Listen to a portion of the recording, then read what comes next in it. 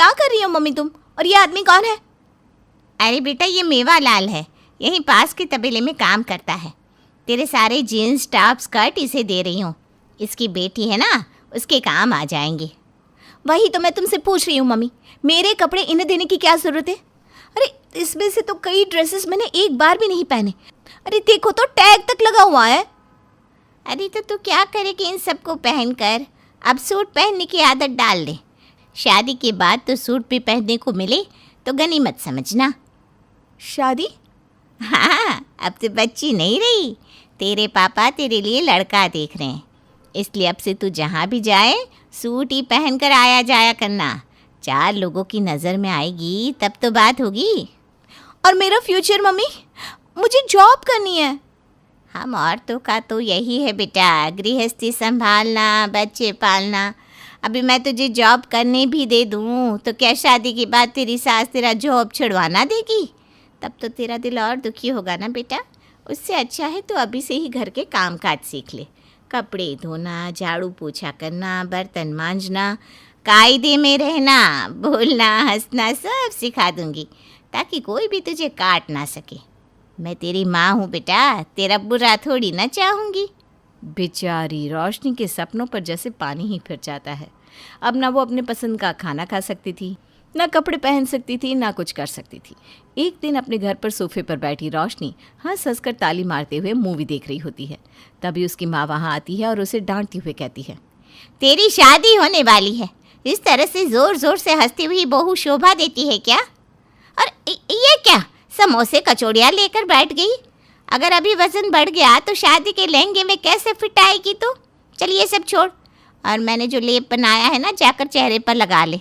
तेरे पापा ने एक घर में बात चलाई है, फ़ोटो से तो तुम्हें पसंद भी आ गई है। आज शाम को वो लोग तुझे देखने आने वाले हैं तो ज़रा कायदे में रहना। रोशनी को लड़के वाले देखने आते हैं। अपनी माँ की कही बात मानकर रोशनी साड़ी पहनकर धीरे धीरे हाथ में ट्रे लिए संस्कारी लड़की की तरह लड़के वालों के सामने आकर सर झुकाए बैठ जाती है। अरे बेटा, घबरा क्यों रही हो? हम तुम्हारा इंटरव्यू नहीं लेने वाले। आराम से रिलैक्स होकर बात करो, और अगर तुम्हें गोलू से कोई बात पूछनी है तो तुम आराम से पूछ सकती हो। क्या मम्मी, मैं बड़ा हो गया हूँ, यहाँ भी गोलू बोलोगी क्या? ये सुनते ही रोशनी के चेहरे पर मुस्कुराहट आ जाती है। अब आप लोग ही बताइए, ऐसी मुस्कुराती हुई प्यारी बच्ची किसे ना भाएगी। मुझे तो रोशनी पहली नज़र में ही पसंद आ गई थी। जाओ बच्चों, तुम दोनों आपस में बात कर लो। वैसे तो विकी को रोशनी पसंद आ गई है, पर रोशनी को अगर कुछ सवाल जवाब करना हो तो वो कर ले। जाओ बेटा। विकी बेटा तो हीरा है हीरा पूजा जी, हमें तो विकी बेटे से कोई सवाल जवाब नहीं करने। क्यों रोशनी? हाँ आंटी, मम्मी ठीक कह रही हैं, मुझे कोई सवाल नहीं पूछना, मुझे ये रिश्ता मंजूर है। और क्या था, चट मंगनी पट ब्याह कर रोशनी विकी के घर उसकी पत्नी बनकर आ जाती है। अपने मन में बहुत सारे डर और शंकाएं लिए रोशनी अपने ससुराल आती है और शादी के अगले ही दिन सुबह 5 बजे उठ जाती है। यह अलार्म किसने बजा दिया? हमें 3 बजे तो हम सोए थे। आई एम सॉरी विकी जी, मैं अलार्म बंद कर देती हूँ, वो मुझे उठने में कहीं देर ना हो जाए ना, इसलिए मैंने अलार्म लगाया था।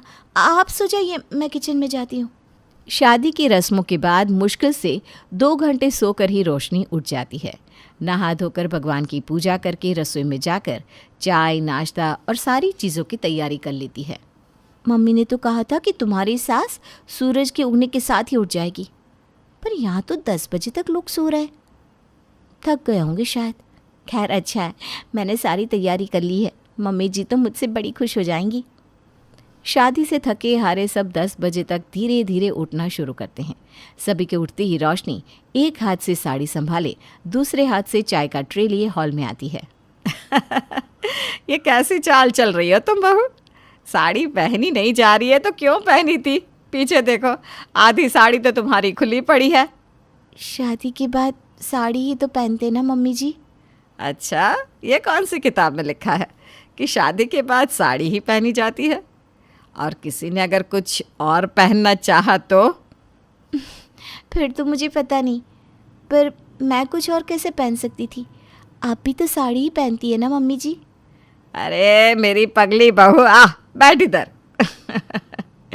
देख बहू, वो तो मुझे साड़ी में ही कंफर्टेबल लगता है।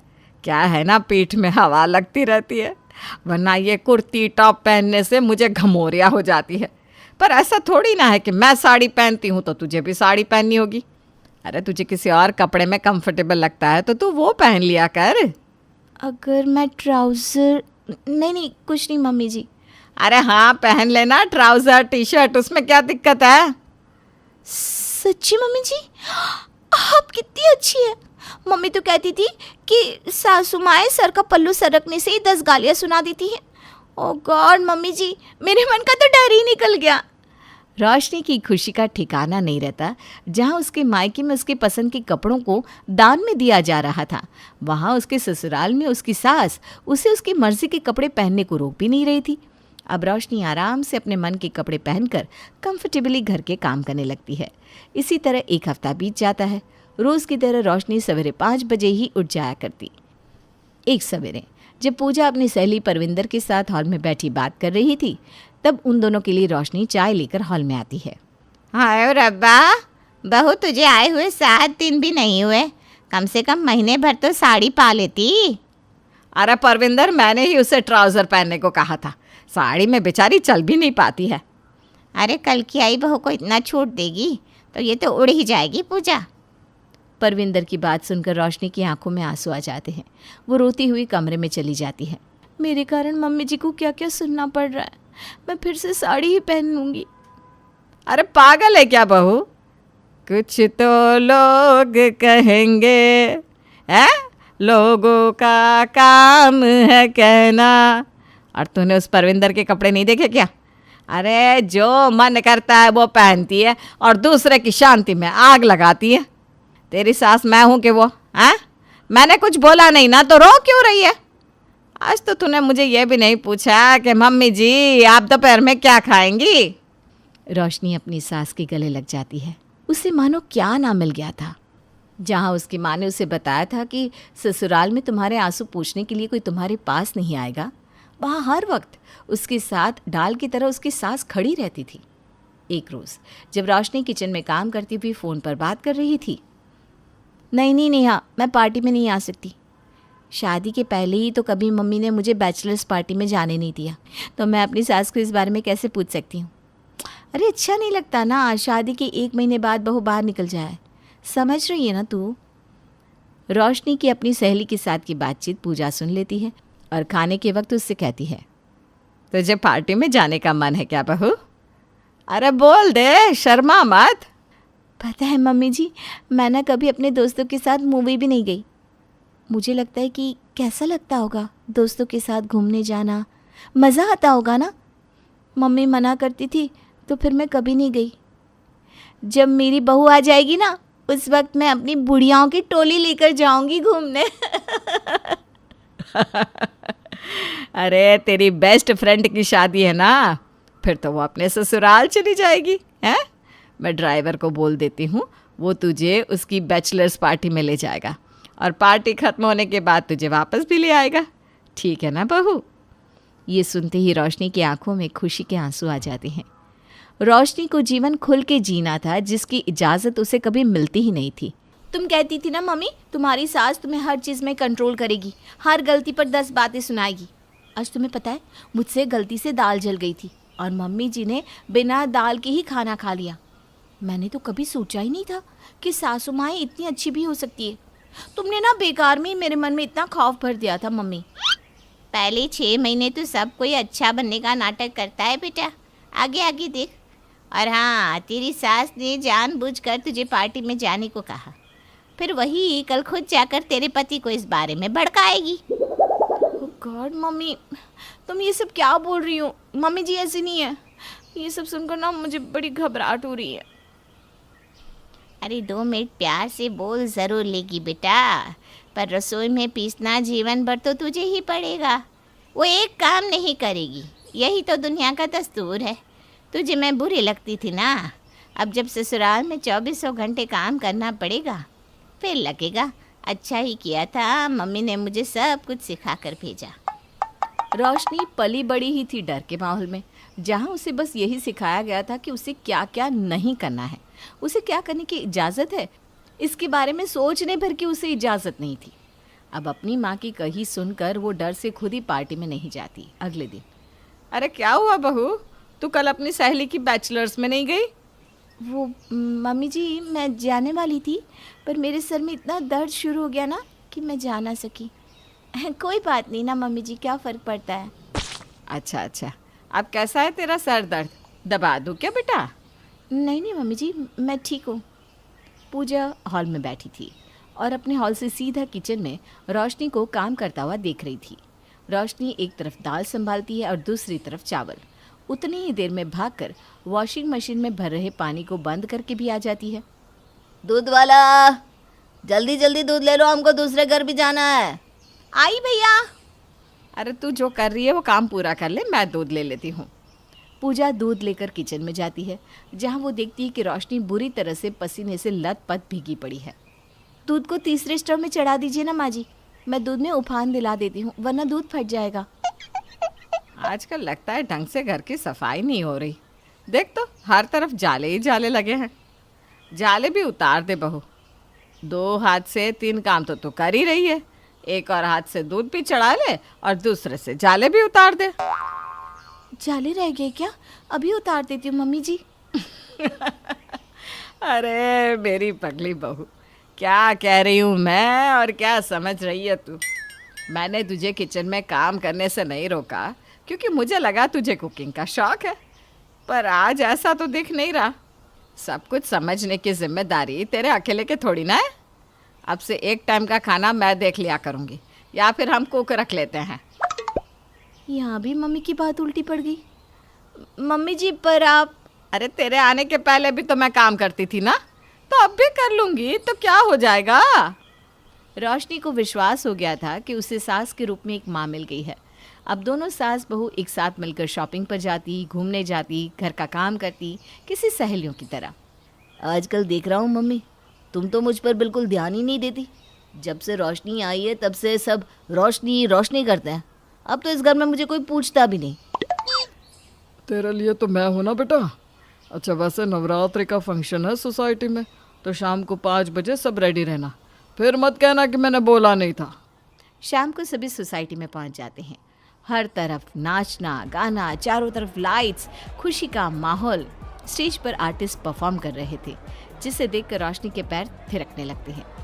तब पूजा अपनी बहू से कहती है, लगता है तुझे नाचने का बड़ा शौक है। जा जा बहू, थोड़ा डांस कर ले। नहीं, अकेले नहीं मम्मी जी, आप चलिए मेरे साथ। अरे तुम बच्चों की उम्र है नाचने गाने की। अरे मेरी उम्र हो गई है बेटा। ये तू क्या कर रही है पूजा? क्यों मौत को दावत दे रही है? वो रेखा भी बड़ी अपनी बहू को सर पर चढ़ाती थी। उसके साथ किट्टी पार्टी जाना, उसे हॉट पैंट पहनने देना। पता है कल क्या हुआ? वो दूध वाले के साथ ही भाग गई। सही कहा आंटी जी आपने। कहीं सास अच्छी होती है तो बहू बुरी, कहीं बहुएं अच्छी होती हैं तो सास बुरी। आज मेरी सास अगर मुझे वो करने दे रही है जो मेरी इच्छा है, और उसके बाद मैं उस छूट का गलत फ़ायदा उठाऊं, तो गलत तो मैं होंगी ना, मम्मी जी नहीं। पर मैं ऐसी नहीं हूँ। हमारे घर में वो नहीं होगा जो रेखा आंटी के घर हुआ, इसका वादा मैं आपसे कर सकती हूँ। ये क्या? रोशनी अपनी सास का हाथ पकड़े स्टेज पर चली जाती है और दोनों सास बहू जमकर नाचती है। डांस करते करते पूजा का पैर मुड़ जाता है और वो नीचे गिर पड़ती है, जिससे उसकी कमर में गहरी चोट आ जाती है। अब पूजा के बुरे दिन शुरू हो गए समझो। जिस बहू के लिए सबसे बैर ले रही थी ना, बस देखो अब वही। अपनी सास को इस हालत में देखकर रोशनी फूट फूट कर रोने लग जाती है और फौरन डॉक्टर को कॉल करती है। शांत हो जाइए, अब रोइए मत। मैं देख रही हूँ पूजा जी को, लगता है ये आपकी बेटी है। मैं आपको बता देती हूँ कि क्या क्या प्रिकॉशंस लेनी है। मैं बहू उनकी, क्या हुआ है मम्मी जी को? मान गए आपको पूजा जी। पहली बार किसी बहू को सास के लिए रोता देख रही हूँ, वरना सास की चोटों का तो बहुएं इंतज़ार करती रहती हैं। पूजा को उसके घर पर ले जाया जाता है, जिसके बाद डॉक्टर उसे हिलने डुलने को बिल्कुल मना कर देती हैं। बेकार में बैठे बैठे ये क्या हो गया? अब सारा काम तुझ पर आ जाएगा बहू। विकी बेटा, तू मेरे लिए एक नर्स रखवा दे। मेरे रहते नर्स का क्या काम मम्मी जी? आपने तो माँ का फ़र्ज़ निभा दिया, अब बेटी का फ़र्ज़ निभाने की जिम्मेदारी मेरी है। रोशनी सवेरे 5 बजे ही उठकर सबसे पहले अपने सास की कमर की मालिश करती है, फिर उनके घुटनों की, और उसके बाद सभी के लिए नाश्ता तैयार करती है। अपनी सास के लिए स्पेशल दूध मलाई का खाना बनाती है, जिससे उसकी सास की हड्डियों में जान आए। समय पर अपनी सास को दवाई देती। कितना बोझ खुद पर लेगी बेटा। हाँ मम्मी जी, मैं सोच रही थी कि झाड़ू पोछे के लिए काम वाली रख लूँ। कुक के हाथों का खाना आप लोग तो खा ही नहीं पाओगे, तो खाना मैं ही देख लूँगी। अच्छा चलिए आप दवाई ले लीजिए। तभी पूजा से मिलने के लिए कमरे में परविंदर आती है। कैसी है तू पूजा अब? जिसकी बहू उसका इतना ख्याल रखती हो, उसे ठीक होने में वक्त लगेगा क्या? देख, अब तो मैं बैठने भी लगी हूँ, थोड़ा बहुत चल फिर भी लेती हूँ। मान गए तुम सास बहू की जोड़ी को। सास बहू नहीं आंटी जी, माँ बेटी की जोड़ी को। सही कहा था बेटा तूने कि सास की छूट का बहू गलत फ़ायदा उठाए तो गलती बहू की है, सास की नहीं। मेरी सास मेरे साथ बहुत बुरा व्यवहार करती थी और आज अपनी बहू को कंट्रोल में रखने के लिए मैं भी उसके साथ वही कर रही हूँ। फिर भी घर के कलेश ख़त्म ही नहीं होते। मैं तो अपनी सास के आगे चूं तक नहीं कर सकती थी, पर मेरी बहू तो मुझ पर ही सवार शेर बनने लगी है। जैसे मेरी सास को तो तू जानती नहीं। क्या बताऊँ रोशनी बेटा, सर से अगर पल्लू भी सरक जाए ना तो मेरी सास मुझे 10 बातें सुनाती थी। पर मैंने सोच लिया था, जो मेरे साथ हो रहा है मैं अपनी बहू के साथ वैसा कभी नहीं करूँगी, चाहे कुछ भी हो जाए। और देख, भगवान ने मुझे तुझ जैसी बहू दे दी। सब किस्मत का खेल है पूजा, इसमें कोई कुछ नहीं कर सकता। पर तेरा देखकर मुझे लगता है कि अब से मैं भी अपनी बहू से थोड़ा ढंग से पेश आकर देखती हूँ। शायद हमारे घर का क्लेश भी खत्म हो जाए।